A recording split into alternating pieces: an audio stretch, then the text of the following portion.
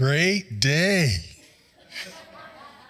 I thought to myself, what do I need to do to get your attention? Show of hands if you like money.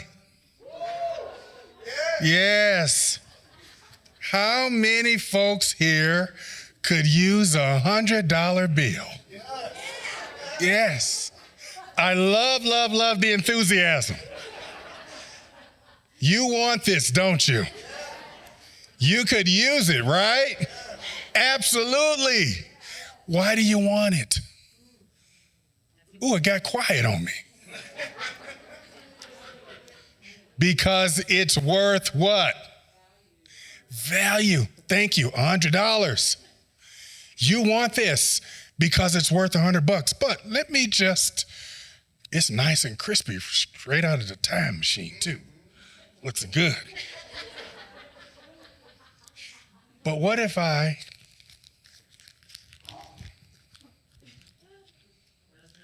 looks bad, don't it? You still want it? Boy, the enthusiasm didn't change either. You really want this? I mean, look at it. It's okay.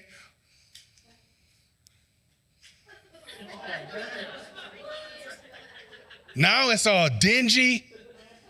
It's probably dirty. It's probably dirty before I did that, but it's dirty.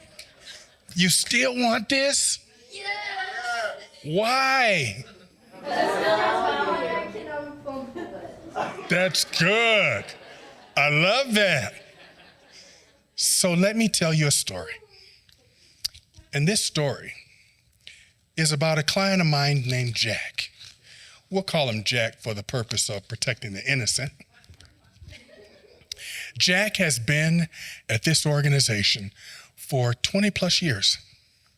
Jack started many years ago as a tech consultant, and over the course of the years, Jack did everything he was supposed to do that allowed him upward mobility inside the organization.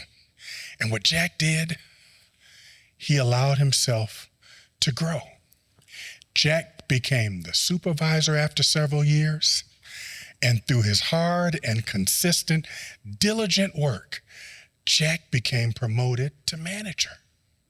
And that continued growing and growing himself and doing every single thing his employer told him to do. He had completely taken on the persona of the organization.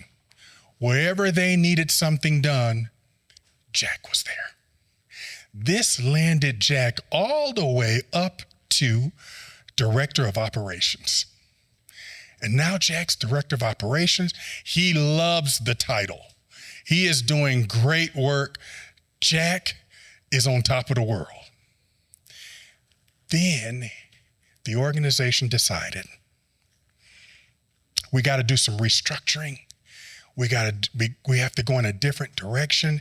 We've taken on a different path, a different agenda. And Jack was brought in the conference room. And when Jack was brought in this conference room, he didn't think anything different because guess what? Every single promotion Jack got, he came in the conference room. But this time, as Jack sat down and looked at all the faces of the different leaders in the room, this time it looked different to him. This time, Jack took a deep breath. He didn't know which way to look or think, and they shared the news. Jack, you've been a great asset to this organization. We have been doing some restructuring. We have been doing a totally different brand and marketing approach. And unfortunately, your role is no longer needed for where we're going. And Jack bowed his head, and he's looking in total disarray because, like I said, Jack did everything he was supposed to do right by this organization. And I'm willing to bet I got a couple of Jacks in here who have found themselves in the same or similar situation. And so as Jack was standing there, sitting there, and he looked up, and he's looking down, and he looks up and he says, "What do I do now? This organization is who I am. This organization is my identity. This organization is my value. It's my life. I don't know what to do. I've given 20 plus years to the organization and I don't know what to do now." And so I challenge each and every one of you today that some of you may have been in a situation just like Jack is. And you found yourself creating an identity that aligns with the organization. You may have showed up and did everything that Jack did.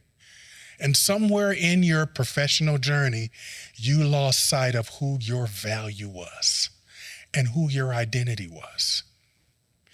And so I want you to never, ever make yourself the low-hanging fruit in any situation that you might be in, where you are in a position where you don't see who your value is. Because just like I showed you this $100 bill and you all were geeked because this $100 bill doesn't lose what?